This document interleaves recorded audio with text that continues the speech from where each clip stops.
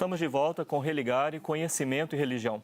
Hoje eu recebo o historiador Leandro Gonçalves. Ele é mestre em História Social da Cultura pela Universidade Federal de Minas Gerais.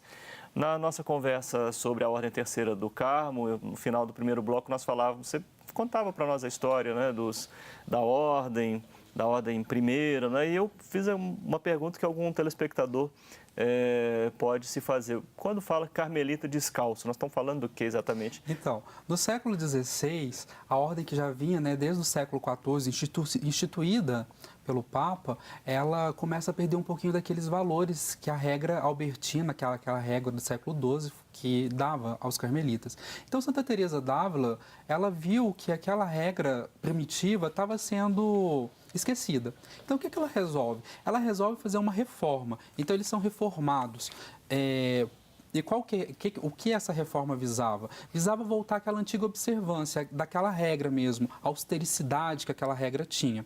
Então, os carmelitas descalços são esses, os reformados. Santa Teresa d'Ávila cria um convento reformado, então ela reforma primeiro o ramo feminino, com o convento de São José que ela cria, depois São João da Cruz também reforma a ala masculina, então cria-se uma certa divisão, mas é uma divisão que não é uma divisão acirrada, é uma nova concepção da conduta que os carmelitas deveriam ter. Então, a Santa Teresa d'Ávila faz essa reforma no século XVI e a partir disso eles são chamados de carmelitas descalços ou reformados, enquanto os observantes, ou seja, o que mantém na regra anterior, são chamados de carmelitas observantes ou calçados, mas o nome é assim, na documentação a gente não encontra muito esse termo.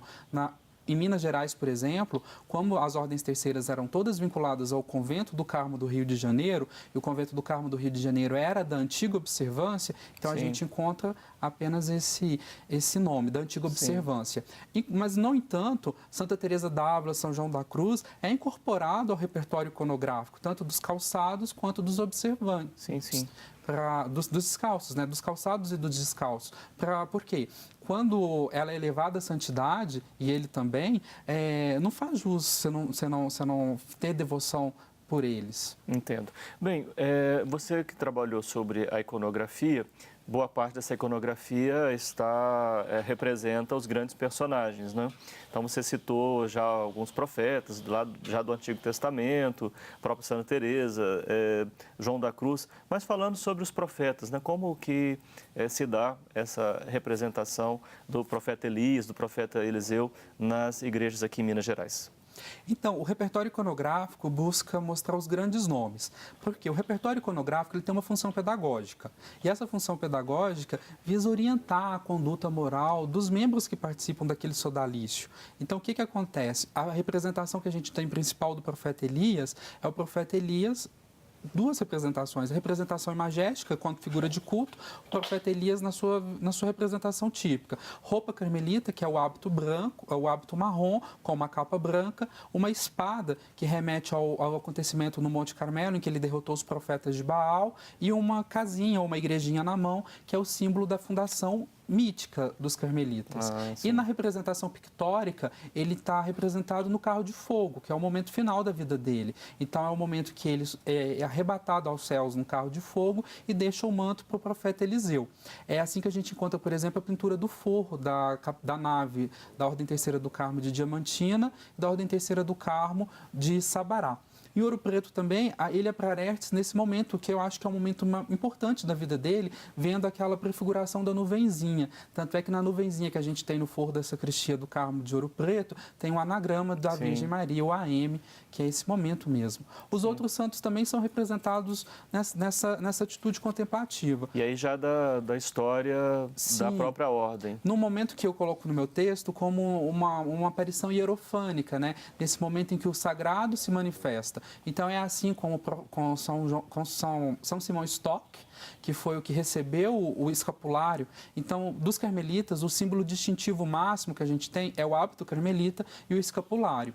Então, no dia de Nossa Senhora do Carmo, do ano de 1251, segundo a tradição, São Simão Stock estava em oração quando a Virgem apareceu para ele e entregou o escapulário, dizendo que esse seria um símbolo distintivo da ordem dele e, além disso, seria um sinal de salvação. Quem usasse do escapulário não padeceria no fogo do purgatório. Em 1322, o Papa João XXII, em outra manifestação hierofânica de Nossa Senhora, instituiu a bula sabatina. Quem usasse do escapulário seria salvo do purgatório no sábado seguinte à sua morte.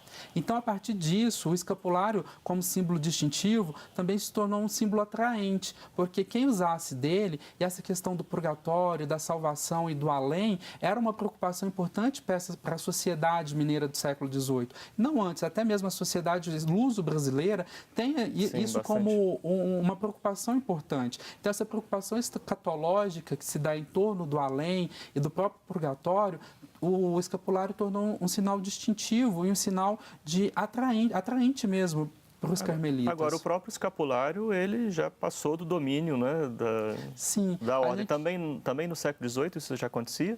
A gente tem dois tipos de escapulário, né? O escapulário tradicional, que é uma faixa de pano que se colocava sobre os ombros mesmo, para que não se sujasse o hábito na lida diária. Então, esse os regulares usam, a própria os terceiros também usam. E o escapulário, que é esse bentinho que a gente usa, né? Alguns ornamentados e tudo mais. No século XVIII, a popularidade se dá no escapulário, mas mais pelo hábito mesmo, que é o distintivo dos terceiros. E também nas mortalhas. A mortalha carmelita, o que é uma mortalha? É a vestimenta que a pessoa escolhe para ser enterrada. Então, a mortalha carmelita, no século XVIII, exerce um fascínio grande na população mineira. E por quê? Por quê? Porque essa preocupação escatológica mesmo, né? Ou seja, preparado com aquelas vestes. Preparar com as vestes. Então, assim, os carmelitas, quando pertenciam à ordem terceira, eram enterrados com a mortalha. Mas um fiel que quisesse ser enterrado com a mortalha também poderia, desde que pagasse a ordem terceira a mortalha. Então, pagando a mortalha, poderia ser enterrado com ela. E ela exerce certo fascínio mesmo dessa preocupação escatológica com o que vem após a morte. E dessa preocupação de ser salvo do fogo do purgatório no sábado seguinte à sua morte. Sim. E está bom, naquela época se enterrava também dentro das igrejas, não? Sim, sim. No caso das igrejas do Carmo, quem era enterrado eram os próprios membros da Ordem Terceira do Carmo. Então, e além disso, o Carmo estipulava quantidades de missa, por exemplo, a missa de 7º dia ou a missa de 30º dia, enfim. Ele estipulava certa quantia para os membros que pertencessem à sua Ordem Terceira. Uma curiosidade, assim, fora da sua pesquisa, né? Essa organização da Ordem Terceira do Carmo, ali no século XVIII, ela tem uma correlação também com a outra Ordem Terceira, por exemplo, do franciscana? Sim, esse tipo de organização. A organização administrativa é praticamente a mesma. O que das muda, ordens terceiras, de modo o que geral. muda são alguns nomes. Por exemplo, o dirigente da Ordem Terceira do Carmo chama prior, o dirigente da Ordem Terceira franciscana chama ministro. Mas, em tese, é isso. Existe um prior, que é o principal, existe um padre, que é o reverendo comissário, que acompanha a ordem, porque o prior acompanha nas coisas mundanas, né, no dia a dia. O reverendo padre, o comissário, acompanha nas questões espirituais. Além disso, existe o procurador, tesoureiro, secretário, o mestre de noviço, porque para participar da Ordem Terceira do Carmo, você faria um período de noviciado, que é um período de preparação mesmo, para entender o que era a Ordem Terceira, entender um pouquinho mesmo de catequese, de preparação para ingressar nessa instituição religiosa. Sim.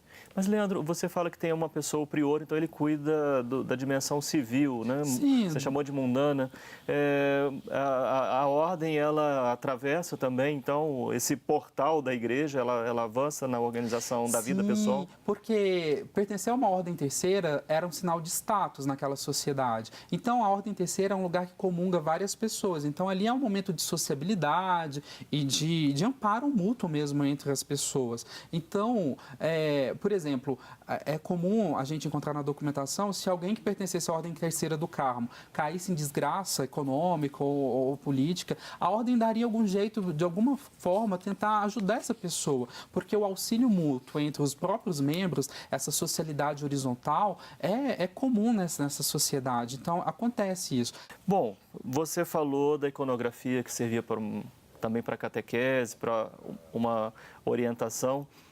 Teresa d'Ávila, João da Cruz, que lugar não é, eles ocupam nos templos de Minas na ordem terceira e de que modo, né, os ensinamentos, as suas meditações, as suas reflexões, né, a sua mística, ela se mantém presentes na vida, né, da ordem terceira. Nós vamos terminar com essa questão.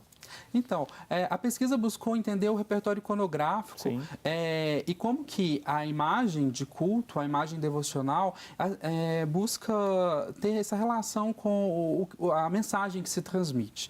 A Ordem Terceira do Carmo e os carmelitas em si têm uma visão muito contemplativa do mundo.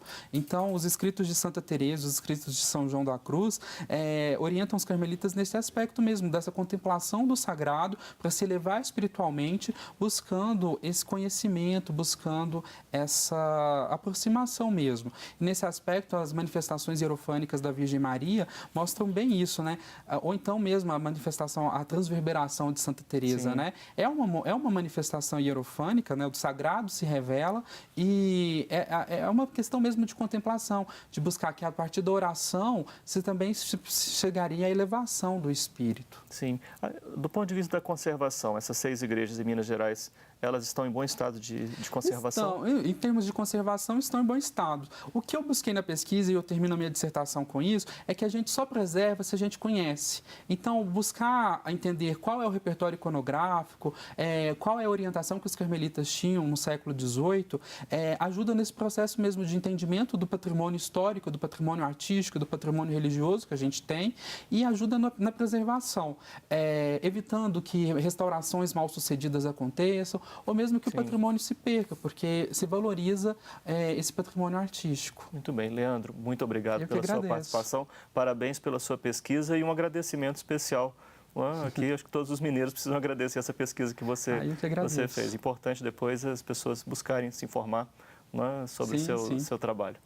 O Religare, Conhecimento e Religião é um projeto de extensão do programa de pós-graduação em Ciências da Religião da PUC Minas. Você pode conhecer as nossas atividades e cursos de especialização, mestrado e doutorado acessando a página pucminas.br/ppgcr. Religare de hoje fica por aqui. Obrigado à nossa equipe, ao nosso convidado e a você que nos acompanha. Um abraço muito cordial e até a próxima semana com o novo Religare, Conhecimento e Religião.